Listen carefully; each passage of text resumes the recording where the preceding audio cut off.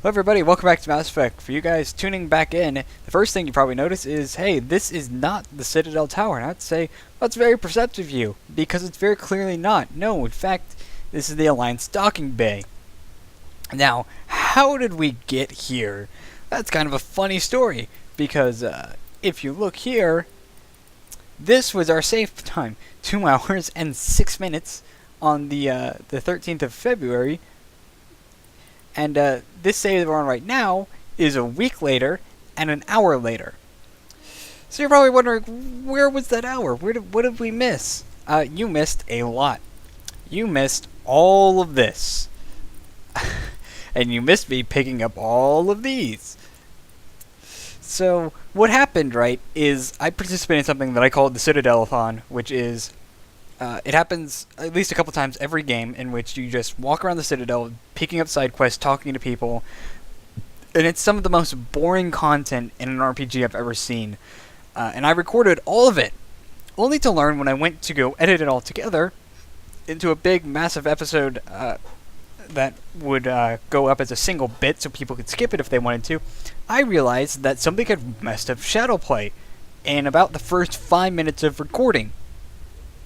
See, what happened was I started recording, and for some reason, my TeamSpeak, which was just kind of running patiently in the background, crashed. And somehow that started a chain of events that led Shadowplay to crash, but not tell me it had crashed. See, usually when Shadowplay crashes, I've got this little indicator in the bottom right. If anybody's used Shadowplay, they probably recognize this. It's a little circle with arrows in it, and if I'm recording, it's green. There's green in the middle. If it's unable to record, there's a slash through it, and that means that Shadowplay has crashed and it can't record anything. And it was still green. In fact, I could stop the recording and I could start it again if I wanted to, but it wouldn't record anything. But it lied to me. It straight up lied to me, said it was recording, and it was not. So I was like, okay, I only lost an hour, so I'll go back and I'll do it again when I have time. And I went back and I did it again, and the exact same thing happened. Within the first couple minutes of gameplay, it crashed. I don't know what it is. Something about the Citadel Tower did not agree with my recording program, either my location or my point in the game, whatever. Shadowplay was not happy. So, now we're here. I've skipped all of that, which, trust me, isn't much. Like I said, it's a bunch of walking, talking, scanning stuff, picking up codex entries that I didn't read. So you have missed nothing in terms of the story, and I've saved all of you an hour and a half of your time. You're welcome. And I, on the other hand, have wasted probably close to 3 hours of my time trying to record this. But that's all in the past now. We're moving on. We're going on ahead. We're going to talk to Anderson and Udina, and we're finally going to get this fucking show on the road, because if I have to spend another minute on the Citadel, I'm going to blow my brains out at this point. So let's go ahead and do that before I consider suicide. I've got big news for you, Shepard. Captain Anderson is stepping down as commanding officer of the Normandy. The ship is yours now. She's quick and quiet, and you know the crew. Perfect ship for a Spectre. Treat her well, Commander. I'll take good care of her, sir. I know you will, Commander. I want the truth. Oh, he just Why are you snapped stepping animation. down, sir? You needed your own ship. A Spectre can't answer to anyone but the Council. And it's time for me to step down. Come clean with me, That doesn't Captain. sound right. You owe me that much. I was in your shoes 20 years ago, Shepard. They were considering me for the Spectres. Oh, so Arkham wasn't a lying Why didn't you ever bastard. mention this? What was I supposed to say? I could have been a Spectre, but I blew it? I failed, Commander. It's not something I'm proud of. Ask me later and I'll tell you the whole story. For now, all you need to know is, I was sent on a mission with Saren, and he made sure the Council rejected me. I had my shot. It came and went. Now you have a chance to make up for my mistakes. I won't let you down, sir. Saren's gone. Don't even try to find him. But we know what he's after. The Conduit. He's got his Geth scouring the Traverse looking for clues. We had reports of Geth in the Pharaoh system shortly before our colony there dropped out of contact, and there have been sightings around Noveria. Find out what Saren was after on Pharos and Noveria. Maybe you can figure out where the Conduit is before he does. What about the The Reapers are the though? real threat.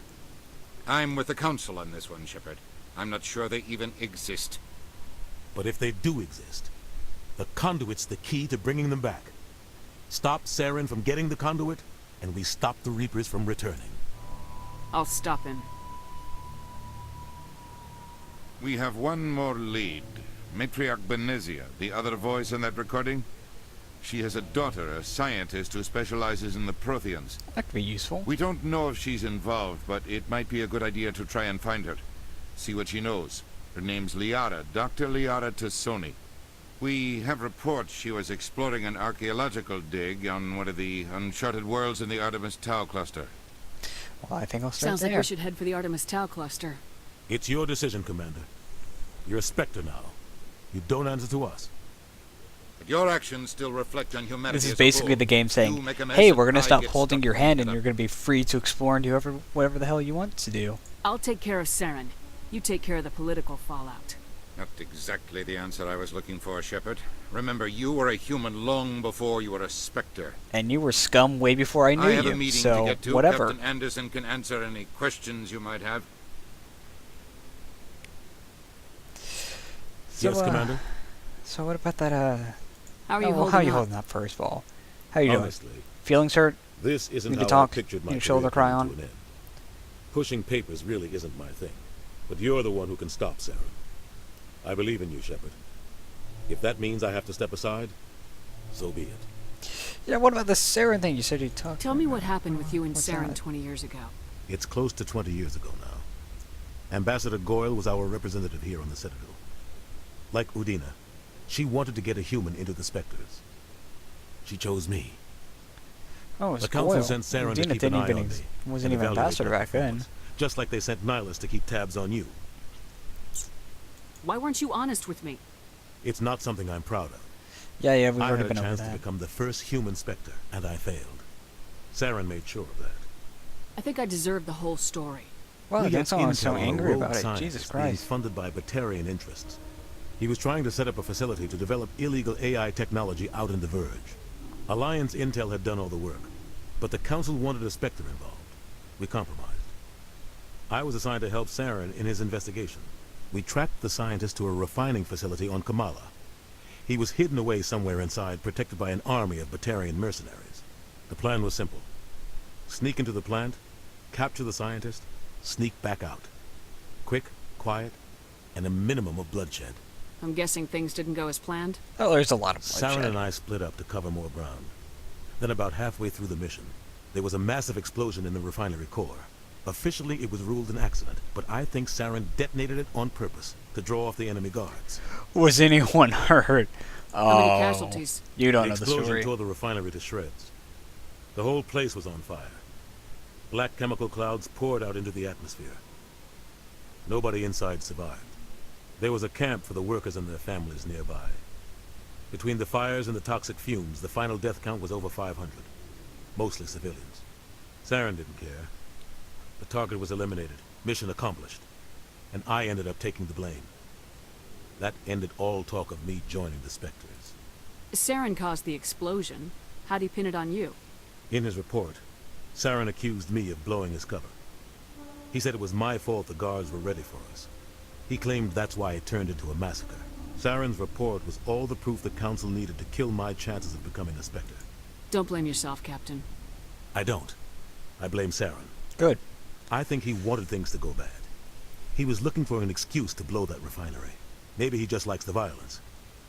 Maybe he was just trying to make me look bad to keep humans out of the Spectres. If so, he pulled it off. The only thing I care about is stopping Saren. You're right, Commander. It's no good living in the past. I should go. I'll be here if you need anything. So Anderson's entire story is actually detailed in the Drew Carpyfishin, whatever, Cappyfish, whatever his fucking ass name is. I can never pronounce it right, and I can never remember it off the top of my head. He wrote a book called Mass Effect Ascension, and it covers all of Anderson's doings 20 years ago, back when he had, actually he was recently divorced in the book, so I guess he didn't have a wife even back then. When he was just an Alliance officer, before he was captain of the Normandy, of course. And it's a pretty good read. It gives a lot of way as to like Saren, how Saren acts and what his personality is, and it kind of foreshadows into how Saren came across the idea of the conduit and the Reavers. At the very end of the book, it kind of talks about that. And it talks a little bit. I think the second book talks about Shepard a little bit, but it's a good book. All of Drew's books are really good, except for Revan. That is a fucking terrible book.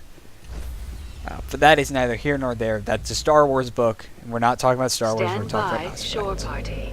Decontamination in progress. I heard what happened to Captain Anderson.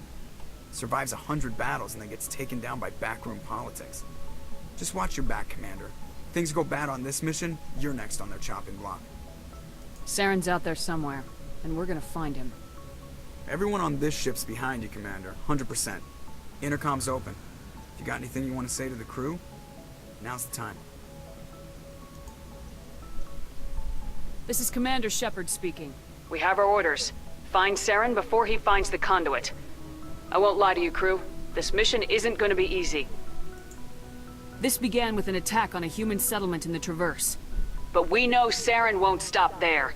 His Geth armies aren't going to stay on the far fringes of Citadel space.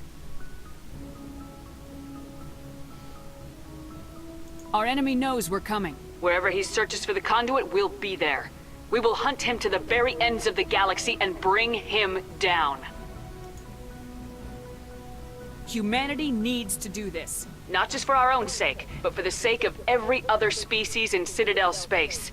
Saren must be stopped, and I promise you all, we will stop him. Well said, Commander. Captain will be proud. The captain gave up everything so I could have this chance. We can't fail. Yes, ma'am. Get hype. Get hype. Alright. So we have 3 primary missions right now. And how many side missions do we have? We have 1, 2, 3, 4, 5, 6, 7, 8. That is actually almost perfect. So what we'll do is we'll do 1 side mission. We'll go find T'Soni in the Tau cluster. And then we'll do like 3 side missions. And then we'll go and we'll do another main mission. We'll do a couple side missions. We'll kind of deal it out as they come. So that way we don't get bogged down in doing the same shit over and over and over and over and over and over and over and over again. Quite like the Citadel episode, which never was. Speaking of which, I'm going to pause the recording right now to make sure the recording is actually working and I didn't just waste 30 minutes of my time. So I will be right back. Alright, the recording is safe and sound, luckily enough. Also, I vastly overestimated how much time I'd spent in that intro bit. I thought it was something like 30 minutes. It was actually like 14 minutes. So that's nice. We're not going to talk to anybody yet because we don't have a full crew yet. T'Soni will be our last crew member, and then we'll start walking around and starting to talk with all of them. Since technically T'Soni's mission isn't a primary mission. Actually, I guess it kind of is. No, we'll talk to everybody. I don't want to risk it. Because some guys' loyalty missions only come up if you talk with them a lot. Actually, there aren't too many loyalty missions even in this game. There's only like 2. Regardless, we're going to talk with people. Starting with Kaden because he's the first one. Anything you need, Commander? Just trying to get a sense of where the crew's at. Thoughts? I've wasted enough of your time for now, Commander. We'll have time for personal debriefings later. We'll talk another time, Lieutenant. Commander? Okay, well I guess we already talked with Kaden. We already talked with Ashley, I guess, too. So really we only can talk with Tali, Garrus, and Rex. And then once we get Liara picked up, then we may be able to talk with them again. And my voice cracked, and that's really embarrassing. Because I am an adult, and my voice cracks every once in a while. Hey, Commander. Hello. Looking for some extra support? Yes. You're my Well, shop. As long as... Hell, the license is alone. You bet, Commander. And I could buy Spectre weapons from you. I can't equip medium armor, can I? I'm a light armor person. There's Duelist. Duelist has a lot of fucking shields. Jesus Christ. What other armor do you have? Scorpion 5. Whoa, that's really expensive. Or Scorpion 4, rather. Duelist may actually be a worthwhile investment because it has less damage protection, but it has more shields. Is that a worthwhile? That's not really a worthwhile investment. The Striker 3 is just garbage.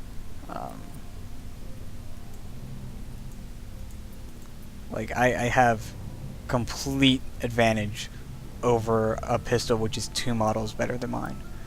Is there a Stinger upgrade? Or Stinger weapon here? No, it's just the Spectre weapons. Cool. I don't need to buy anything this early on anyways. I really don't need it. Equipment lockers, nothing to loot, so no point. Thanks for bringing me on board, Commander. I knew working with the Spectre would be better than life at CSEC. Have you worked with the Spectre before?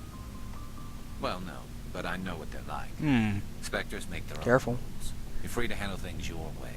At CSEC, you're buried by rules. The damn bureaucrats are always on your back. For the most part, the rules are there for a reason. Maybe. But sometimes it feels like the rules are only there to stop me from doing my work. If I'm trying to take down a suspect, it shouldn't matter how I do it, as long as I do it. But CSEC wants it done their way. Protocol and procedure come first. That's why I left. So you just quit because you didn't like the way they do things? There's more to it than that. It didn't start out bad, but as I rose in ranks, I got saddled with more and more red tape. CSEC's handling of Saren was typical. I just couldn't take it anymore. I hate leaving.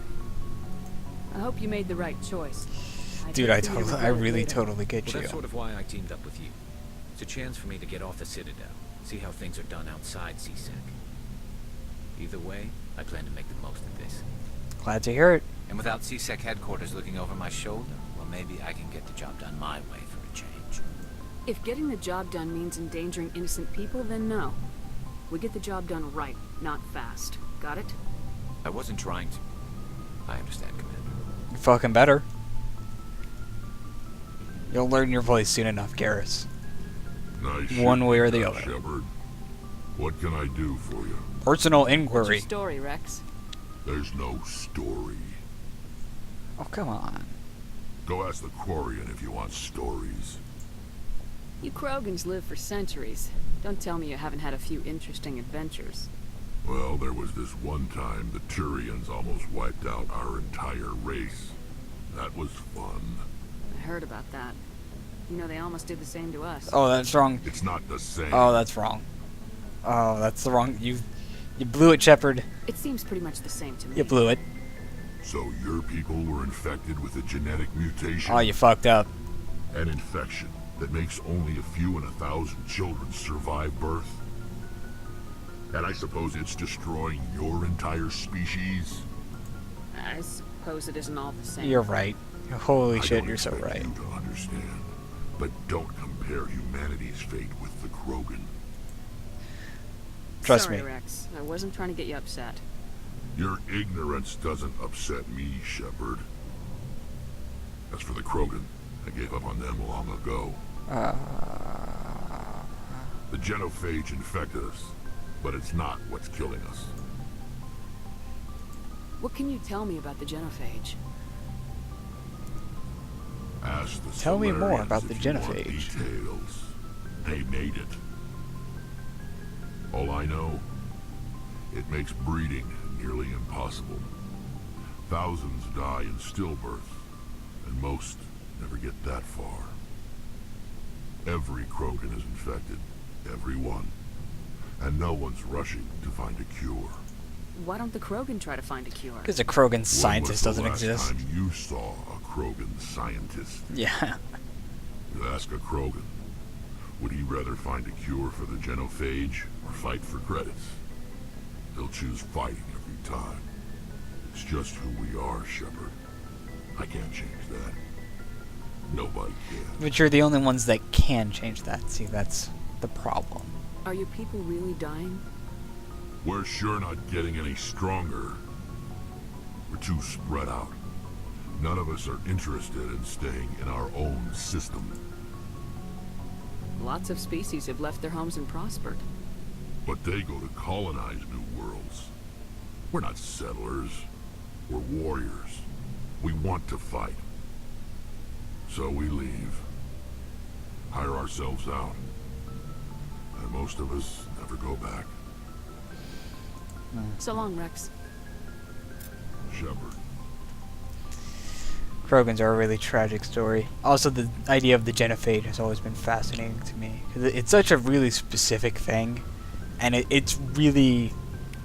It's so fitting in, like, the Mass Effect universe. It just exists. Your ship's amazing, Shepard. I've never seen a drive core like this before. I can't believe you were able to fit it into a ship this small. I'm starting to understand why you humans have been so successful. I had no idea Alliance vessels were so advanced. I want you guys to know just how hard I tried not to make a joke there to let her talk.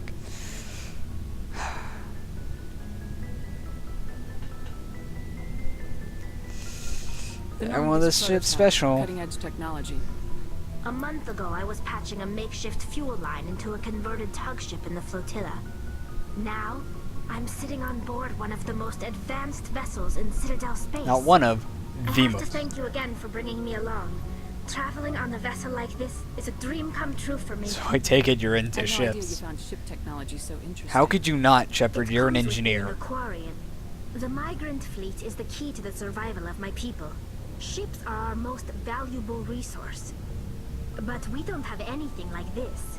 We make do with cast-offs and second-hand equipment. We just try to keep them running for as long as we can. Some of the fleet's larger vessels date all the way back to our original flight from the get. I can't believe your fleet's still using ships that are 3 centuries old. They're constantly being repaired, modified, and refitted. They aren't pretty, but they work. Mostly. We've tried to make ourselves as independent as possible on the flotilla. Grow our own food, mine, and process our own fuel.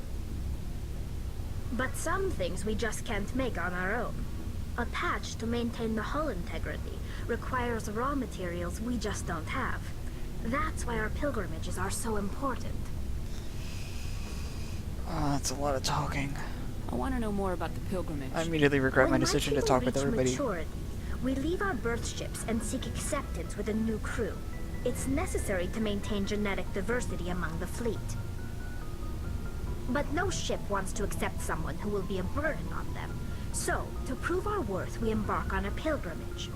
We set out alone, leaving the flotilla and our families behind us. We only return once we have found something of value we can bring back to the fleet. This is presented as a gift to the captain of the respective ship we wish to join. If the gift is accepted, we are welcomed into the crew. Can a captain choose to reject the gift? That doesn't happen often. Most captains are eager to increase the size of their crew. It increases their own standing in our society. Even when a gift is not particularly valuable, the captain usually accepts it out of a sense of tradition. However, there is a stigma to presenting a substandard gift. Like what? It's not the best way to make a good impression on a new community. Most pilgrims don't return until they find something worthwhile. Most of them. Not all of them, though. I want to talk about something else. Like what? Tell me more about Tell your me people. about your people. Our lives aren't easy. Resources are scarce, and we are constantly on the move. Everything we do must in some way contribute to the continuation of the migrant fleet. There are 17 million Quarians in the flotilla, and each of us relies on the others for survival. The bonds among my people are strong.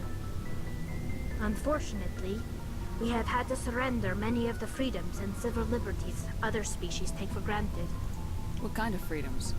Well, it's illegal for parents to have more than one child.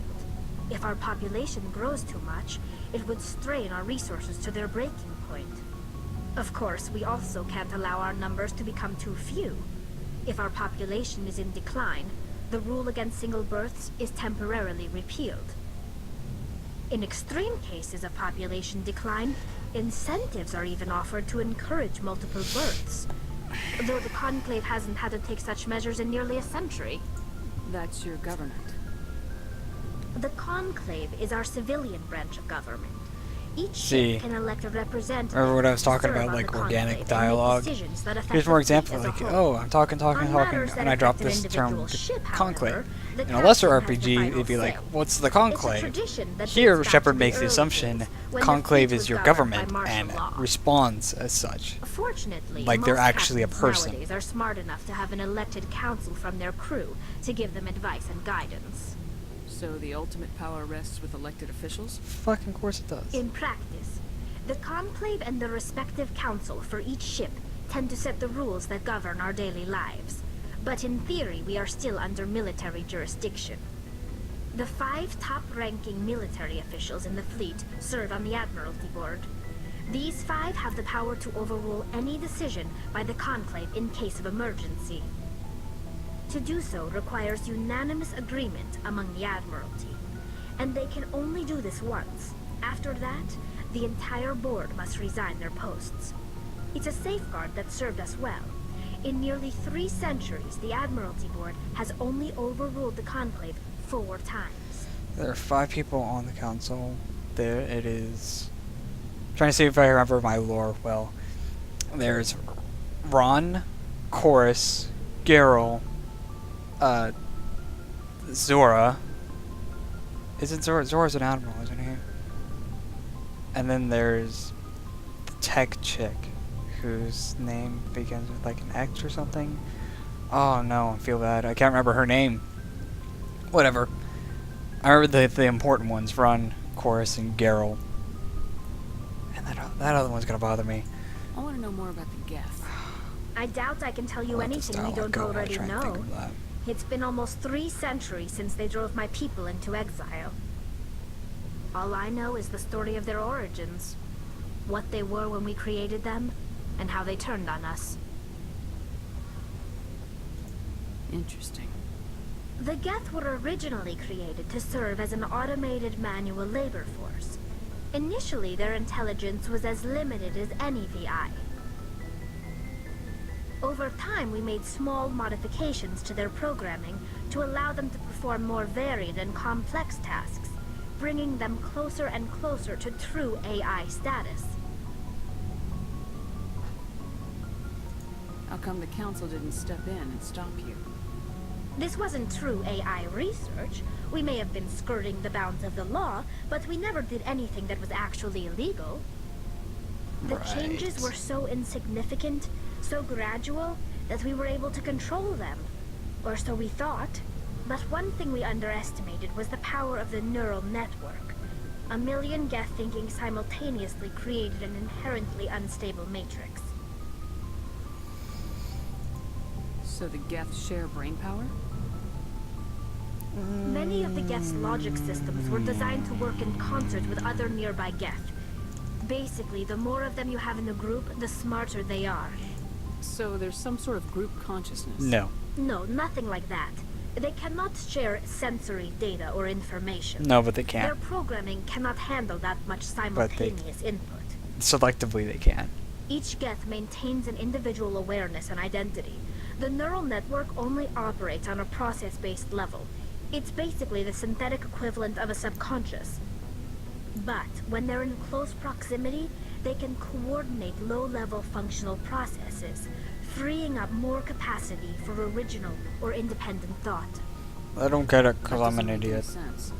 I'm probably oversimplifying. The Geth are incredibly advanced and complex creations.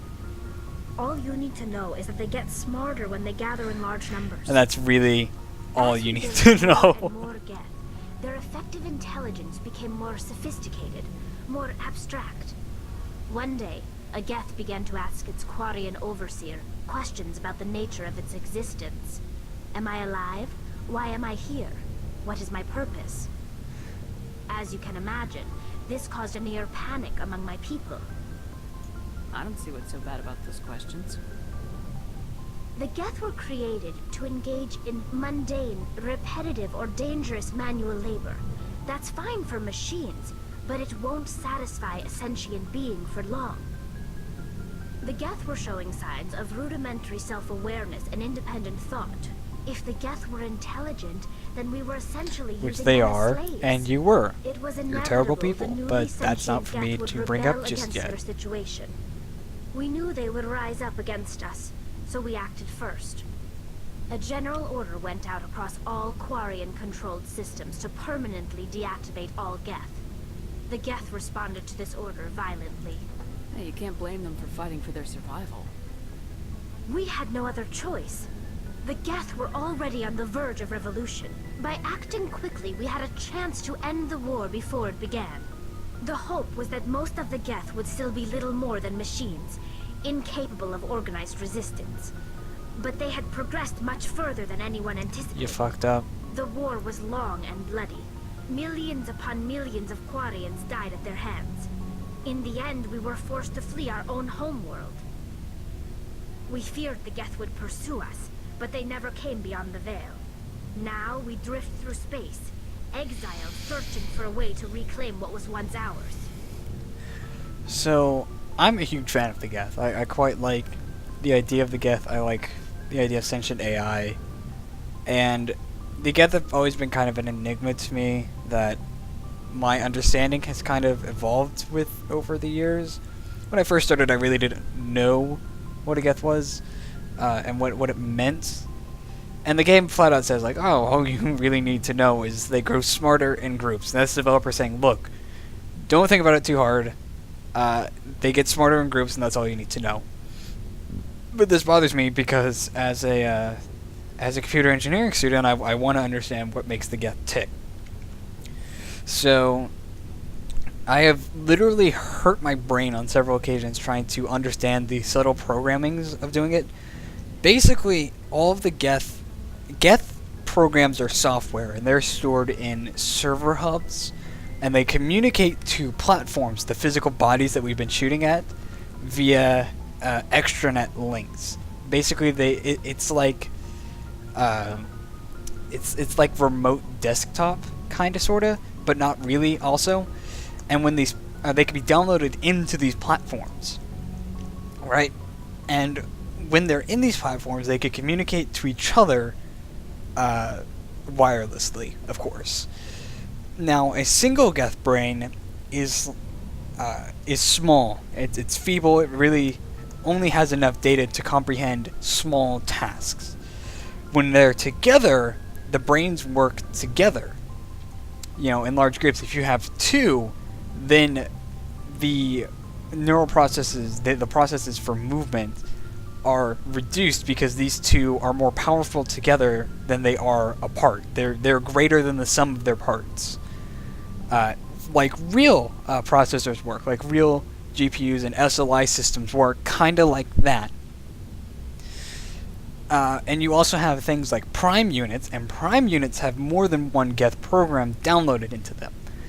They could have as many as a couple hundred, making them very intelligent, and they could also communicate with all the Geth soldiers near them, making a unit led by a Geth prime, in theory, a very dangerous prospect.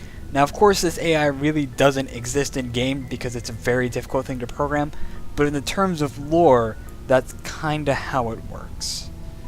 Again, it's really shaky, and I fully don't understand them yet, but, you know, we'll uncover more about them as we'll go through, and I'll explain more stuff, especially in the second game. The second game has a lot of lore devoted to the Geth near the very end, which made me fall in love with the Geth in the first place, but we'll continue on with this conversation. Sorry for you. Your ancestors tried to wipe out another species. Whoa! That is not the right We made a sport. mistake when we created the Geth in the first place. But we did not make a mistake when we went to war against them. If we had not acted, they would have wiped us out. They're a synthetic life form. They have no use for organics. None. Why do you think they cut themselves off from the rest of the galaxy? Why do you think they've killed every organic being who's ever tried to contact them? They didn't kill Saren. What does that tell you? The Geth are not innocent victims in all this. They're the enemy. They want to destroy us. Not just the Quarians. All organic life. That's why they've joined up with Saren. And that's why we have to stop him. I should go. See you later. And now we can actually get on with the game. Once we're done talking with everybody about the guest.